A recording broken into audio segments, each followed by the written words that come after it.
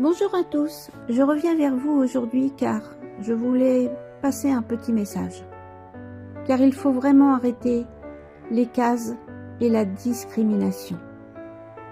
On nous a mis dans des cases depuis toujours. Nationalité, religion, couleur de peau, statut social, étiquette médicale, étiquette politique. Même quand on croit se libérer, on nous propose juste d'autres cases, mieux emballées.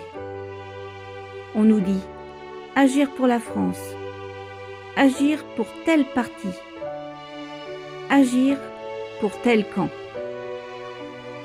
Mais tant qu'on reste dans ces cases-là, on continue à jouer leur jeu, pas le nôtre. Pour moi, l'essentiel aujourd'hui, c'est de retrouver notre liberté et notre souveraineté individuelle. Pas au nom d'un pays, pas au nom d'un drapeau, mais au nom du vivant que nous sommes. Les cases n'existent pas dans le vivant. Elles ont été mises en place pour nous diviser, nous opposer, nous faire oublier que, derrière les étiquettes, nous sommes tous des êtres humains, avec un cœur, un corps, une conscience. On le voit même dans la prétendue médecine actuelle.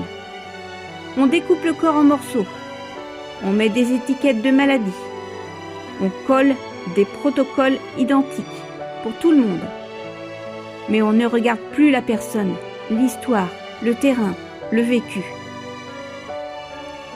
Alors, au lieu de se tirer dans les pattes entre nous, il est temps de réagir.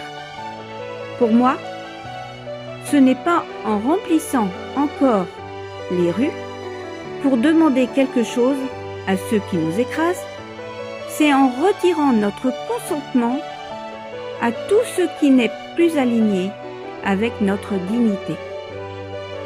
La vraie désobéissance, elle est là.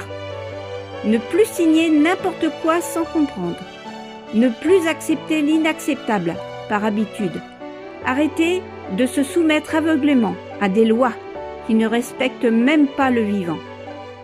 On l'a bien vu pendant le prétendu Covid. Il a fallu une autorisation de sortie pour mettre un pied dehors. Ils avaient besoin de notre signature, de notre accord. Sans notre consentement, leur système s'effondre.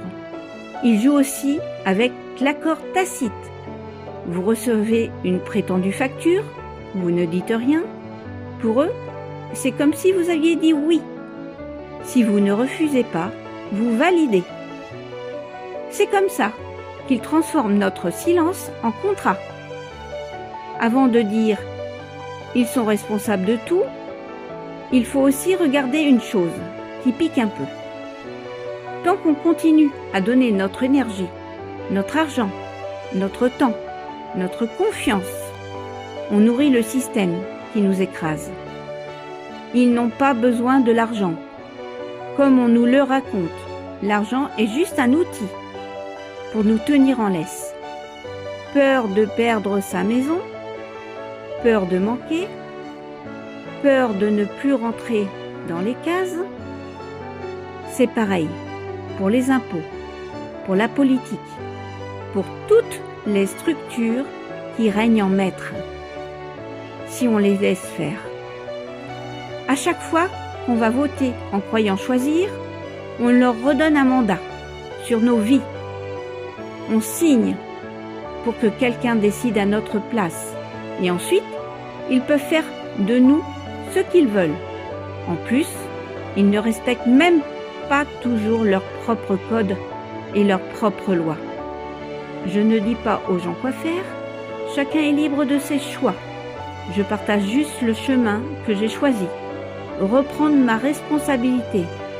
Arrêter de fonctionner en automatique et dire clairement non, je ne consens plus à ça. Oui, je suis libre. Oui, j'ai le droit au respect, au logement, à la dignité. Le changement ne viendra pas d'en haut, il commence en nous. Un non, à la fois un acte de courage à la fois, et surtout une sortie progressive du rôle d'esclave consentant.